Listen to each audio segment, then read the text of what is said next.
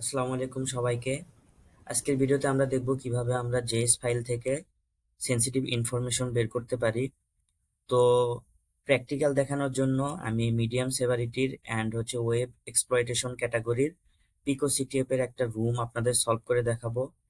তো রুমটার নাম হচ্ছে লগ ইন। তো আমি এটাতে চলে যাচ্ছি। তো এইটার মিডিয়াম সেভারিটির অ্যান্ড ওয়েব এক্সপ্লয়টেশন ক্যাটাগরির ভিতরে আপনারা পিকো সিটিএফ এ পেয়ে যাবেন। দেন এখানে আমি ডিসক্রিপশন হিসেবে দেখতে পাচ্ছি my dog sitter's brother made this website but I can get in, can you help. তো এটা হচ্ছে আমাদের ডিসক্রিপশন। তো ডিসক্রিপশন পড়ে আমি যেটা বুঝতে পারতেছি মোটামুটি সেটা উনি লগ ইন করতে পারতেছে না ওয়েবসাইটে, এখন আমাকে হেল্প করতে বলতেছে লগ ইন করার জন্য। তো আমি সাইটটাতে চলে যাচ্ছি। তো এইটা হচ্ছে সেই সাইট, অ্যান্ড এখানে আমরা দেখতে পাচ্ছি যে লগ ইন একটা ফাংশন, ইউজার নেম এবং পাসওয়ার্ড দিতে বলতেছে। তো আমি যদি এখন আহ, ডিফল্ট ক্রেডেনশিয়াল দেই, যেমন অ্যাডমিন অ্যাডমিন, যদি সাবমিট দেই তাহলে এখানে বলতেছে ইনকারেক্ট পাসওয়ার্ড। ওকে। তো আমি যদি দেই অ্যাডমিন দেন পাসওয়ার্ড, তো দিলাম। তো এটাও ইনকারেক্ট পাসওয়ার্ড। আমি যদি দেই টেস্ট টেস্ট সাবমিট, তো এটাও দিলাম, এটাও বলতেছে ইনকারেক্ট ইউজার নেম। তো এখন বলতেছে ইনকারেক্ট ইউজার নেম, কিন্তু আমি যখন অ্যাডমিন দিচ্ছিলাম তখন এটা কি বলতেছে ইনকারেক্ট পাসওয়ার্ড। তো আমরা বুঝতে পারলাম যে ইউজার নেমটা আমাদের অ্যাডমিন এটা কারেক্ট, কিন্তু পাসওয়ার্ডটা কারেক্ট না। কিন্তু আমি যদি অ্যাডমিনের জায়গায় অন্য কিছু দেই তাহলে বলতেছে ইনকারেক্ট ইউজার নেম। তার মানে আমাদের ইউজার নেমটা আমরা পাইছি অ্যাডমিন, বাট পাসওয়ার্ডটা কারেক্ট না। এখন পাসওয়ার্ডটা কিভাবে পাবো? তো পাসওয়ার্ডটা হচ্ছে আমি যদি অ্যাডমিন অ্যাডমিন ইউজ করলাম, দেন হচ্ছে আরো কিছু ক্রেডেনশিয়াল দিলাম, ওগুলো কাজ করলো না। বাট আমরা এখন কি করতে পারি? জেএস ফাইল অ্যানালাইসিস করতে পারি। তো আমি জাস্ট এখান থেকে ভিউ পেজ সোর্সে চলে যাব। তো ভিউ পেজ সোর্সে চলে আসার পর এখান থেকে কিছু সোর্স কোড দেখতে পাচ্ছি। তো আপনারা যখন কোনো সাইটে হান্টিং করবেন অথবা পেন টেস্টিং করবেন, তখন কিন্তু অনেক বড় সোর্স পেজ থাকবে। তো হচ্ছে ওইটার থেকে আপনি জেএস ফাইল কিভাবে আলাদা করবেন, তো এটার জন্য এক্সটেনশন পাওয়া যায়, আপনি এক্সটেনশন ইউজ করতে পারেন। অথবা এখান থেকে আপনি একটা সিম্পল ট্রিক্স ইউজ করতে পারেন, সেটা হচ্ছে আপনি কন্ট্রোল এফ দিয়ে এখান থেকে আপনি ডট জেএস লিখে সার্চ করে দিবেন। সার্চ করে দেওয়ার পরে আপনার দেখবেন যে এখানে কিন্তু একটা জেএস ফাইল পাইছে। তো আপনারা যত জেএস ফাইল পাবে প্রত্যেকটা আপনারা এখান থেকে রাইট ক্লিক করে ওপেন হচ্ছে লিঙ্ক ইন নিউ ট্যাবে ক্লিক করবেন, তাহলে কিন্তু প্রত্যেকটা নতুন ট্যাবে ওপেন হবে। তো আমি একটা জেএস ফাইল পাইছি, দেখি এই জেএস ফাইলে আমি কোনো কিছু পাই কিনা। তাছাড়া এখানে একটা সিএসএস ফাইল আছে, সিএসএস ফাইলে তেমন সাধারণত কোনো কিছু থাকে না, ওইটা জাস্ট ডিজাইনের জন্য। তো জাস্ট আমি এখানে চলে আসলাম। তো এইটা দেখার পরে আমার সেনসিটিভ মনে হচ্ছে, কারণ এখানে একটা ভ্যালু দেখতে পাচ্ছি। দেন এখানে একটা ভ্যালু দেখতে পাচ্ছি যেটা মনে হয় বেস 64 ইনকোডেড। তো এটা যদি আমি পড়তে নাও পারি, তো এটা জাস্ট আমি কপি করব অ্যান্ড চ্যাট জিপিটিতে দিব। আমি চ্যাট জিপিটিতে চলে আসি। তো চ্যাট জিপিটি আসার পর এখানে আমি পেস্ট করে লিখবো।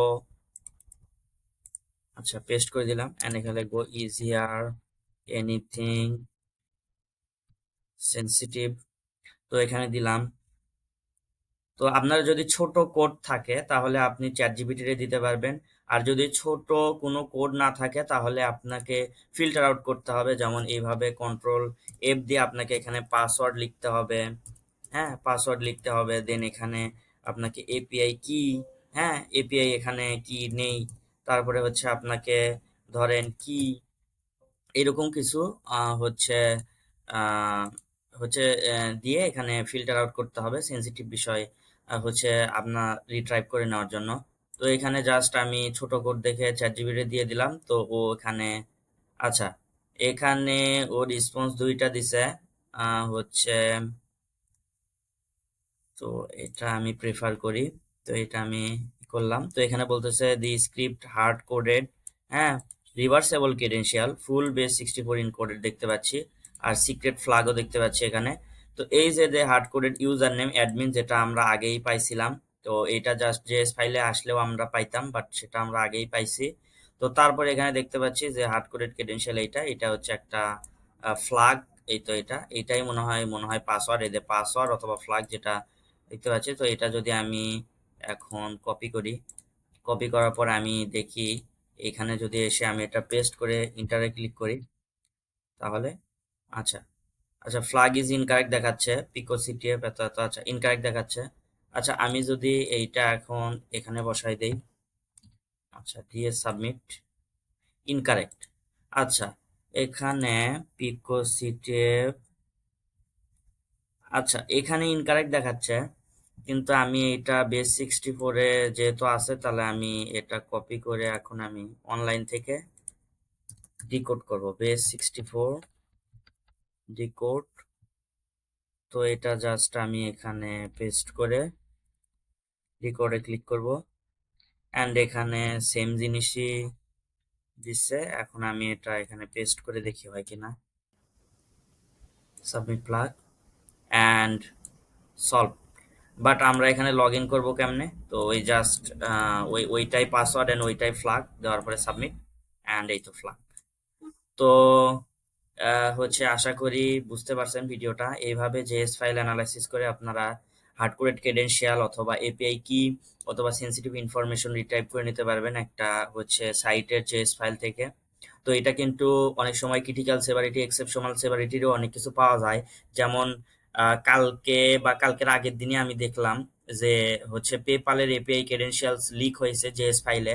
তো হচ্ছে পোস্টটা অনেক বেশি ভাইরাল হয়েছে লিঙ্কডইনে। তো হচ্ছে সেটা হচ্ছে আপনার জাস্ট জেএস ফাইলের ভেতরে এপিআই ক্রেডেনশিয়ালটা ছিল। তো আশা করি হচ্ছে বুঝতে পারছেন। অ্যান্ড সবাইকে ভিডিওটা দেখার জন্য অসংখ্য ধন্যবাদ। আসসালামু আলাইকুম।